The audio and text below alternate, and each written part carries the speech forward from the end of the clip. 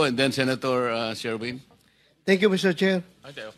Unang-una, I would like to thank the Diskaya couple for giving everything that they know to this committee.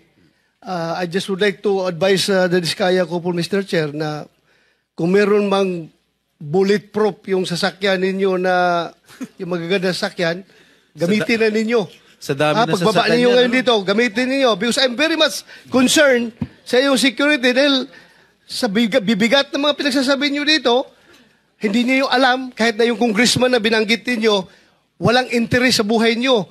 Mayroong gustong sasakay, halimbawa mga taga-kaliwa o mga NPA dyan, para guguluhin itong Pilipinas, aambusin kayo, tapos ituro doon sa mga congressman, gulo na ang Pilipinas.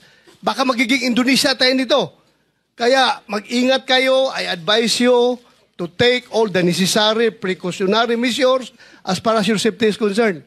Ngayon, tanungin ko kayo, meron kayong sinabi na isang congressman o ilang congressman ba nagsabi na kaya ganito kalaki ang SOP na hiningi namin sa inyo, 25% to 30%. Dahil hindi lang sa congressman ito, hindi lang ito sa akin, kundi binibigyan namin si Congressman Saldico at saka si Speaker.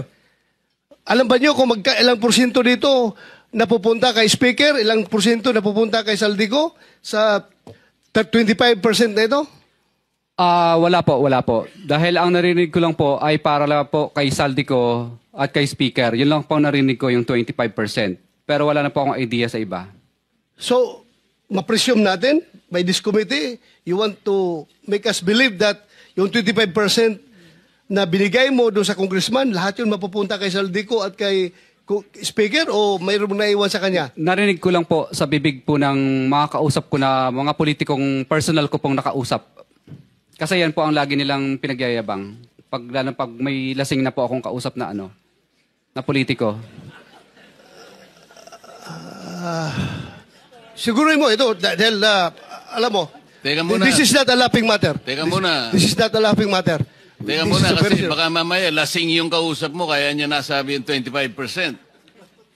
Pag tinatawagan din po ako, lagi din pong pinagmamayabang na pinahihingi na po sa taas.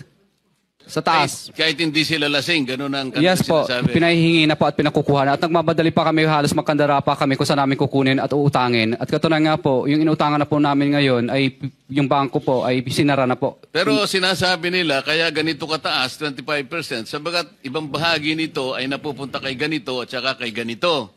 Pero wala ka namang kakayahan para suriin mo kung talagang naibigay kay ganon at saka kay ganon yung party niya. Tama? Yes po, Your Honor. Basta kinuha niya lang, kaya ganito kataas sapagkat ipinakikita niya sa iyo na hindi lang para sa kanya, sapagkat meron pa rin siyang bibigyan. Ganon ang napagkakaintindi mo. Ang danilig ko po sa kanila ay sa 25 na yun, wala pa siya doon. Wala pa siya. So wala pa siya ron? Opo. Solid yun sa taas, hindi yun sa congressman, ha? Yun po ang mga 25 narinig ko sa taas. madalas. Yun lang po ang narinig ko madalas. Kung ano lang po ang narinig ko na 25, wala pa daw sila doon. Wala Ibig sila sabihin, doon. Opo. Kay Speaker at kay Saldico lang yung 25? Yun po ang narinig ko lang. Imposible. Are you done, Senator? Meron ka ba pictures? Thank you, Mr. Chair. Thank you. Senator